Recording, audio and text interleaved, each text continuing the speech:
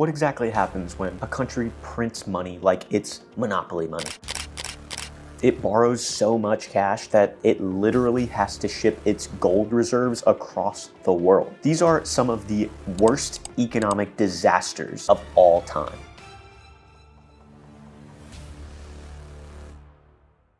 Hey, I'm Jerome, and I used to be an investment banker, but now I break down real-world money stories in a way that's actually useful. I like to call them economic documentaries. But let's get serious. Today, I'm gonna walk you through 5 countries that absolutely wrecked their economies. And maybe we'll all learn a little bit about leadership and how to avoid absolute economic destruction.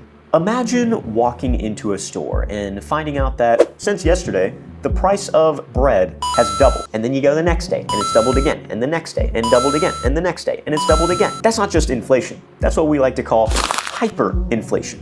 It's like if Goku went Super Saiyan on inflation, that's basically what it's doing. And who has done hyperinflation better than anyone else in modern history? The crown goes to Zimbabwe. In the early 2000s, Zimbabwe was facing serious economic pressure, taking commercial farms, mostly from white Zimbabwean citizens, and redistributing them to black citizens. But here's the problem. Most of the new landowners didn't have a lot of experience in farming. Agricultural production, which was Zimbabwe's backbone at the time, completely collapsed. Exports dried up, and foreign investment into the country basically just completely stopped overnight. So how did the government respond? Naturally, like any other government would respond when you run out of money. Print more. And if that money runs out, you guessed it, print more. You need to pay salaries for workers, print it. Need to fund government-run subsidies, print it. Need to cover your deficits, print it. At its peak in November 2008, Zimbabwe's inflation rate hit 79.6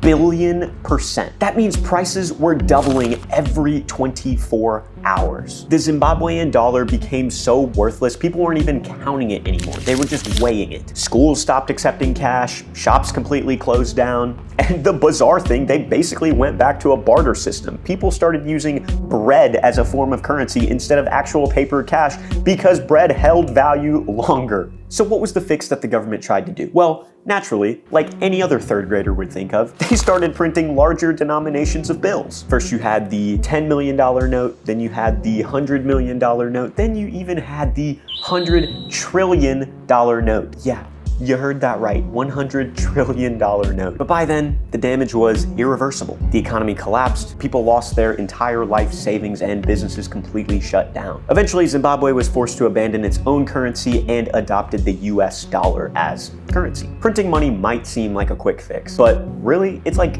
taking aspirin or Tylenol for a bullet wound. You can't just fix these structural problems with just paper and ink and by printing more money. All you're doing then is just delaying the collapse. What's the lesson here? You can't just print your way to wealth and prosperity.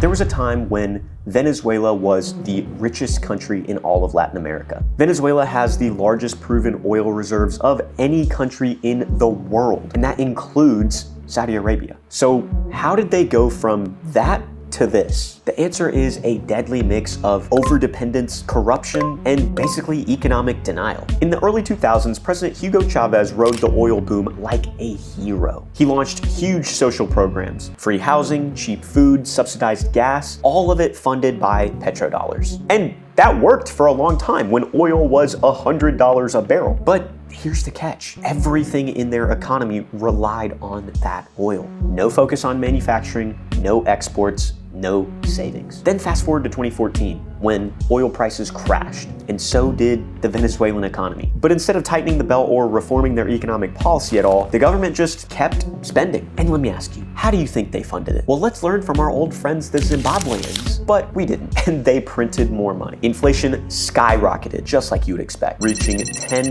million% by 2019. A cup of coffee would double in price within 1 week. People were getting paid in cash, and they couldn't even buy lunch. Salaries were essentially just wiped out overnight. Hospitals ran out of medicine, grocery stores didn't have food, crime specifically soared, and millions fled the country. Over 7 million refugees, one of the largest migrations in modern history. Even things that we would consider basic goods, goods like eggs and toilet paper became a luxury. And we have to ask ourselves, what caused all of this? It wasn't just bad luck, and it wasn't just one bad decision. It was decades of bad decisions, ignoring the realities and putting politics over the economy. Venezuela became a perfect case study for what happens when leaders don't diversify, they silence dissent, and they keep printing money instead of actually tackling the root cause. What's the lesson with this one? If your country runs on one single export, especially something as volatile as oil, you're playing with fire. And if you lie to your people long enough, then the truth is going to come crashing down all at once.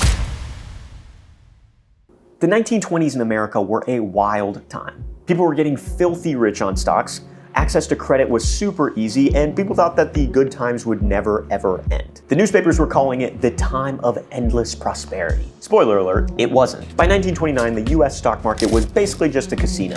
People were using leverage and borrowing money just to buy stocks, and prices kept going up, up, up. I can't quite put my finger on it, but it kind of reminds me of how things have been recently.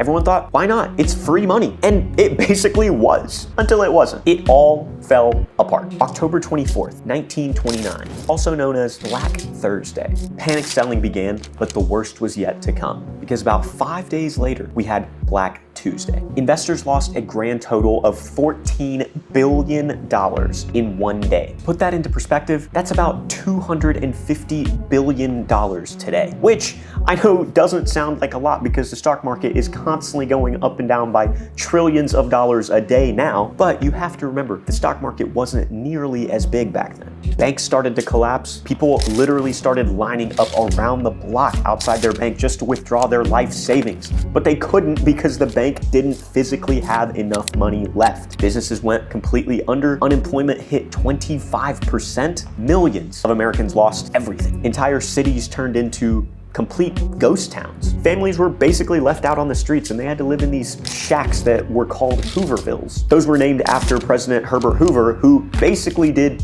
nothing. The Federal Reserve at one point even raised interest rates trying to preserve the value of the US dollar. And what did that do? Banks needed support, businesses needed credit, but instead of pumping money into the system, they just tightened the taps even more. The economy kept sinking deeper and deeper and deeper for a full decade. And this wasn't just an American disaster, this spread everywhere through Europe, Latin America, Asia. World trade collapsed by over 60%, all because no one knew what to do, or they did, but were too afraid to do it. We saw how Zimbabwe made a really horrible decision. Sometimes the worst decision is indecision. And before we get to the next economic disaster, this video is already getting a little too long, so maybe we'll have to save those for part 2. But I'll let you in on a little secret. Next time, we're gonna be talking about Greece and my homeland, India. So if you enjoyed this video, make sure to smash that like button down below and subscribe to the channel. As always, I'm your favorite ex-investment banker, Jerome, and I'll catch you guys in the next one.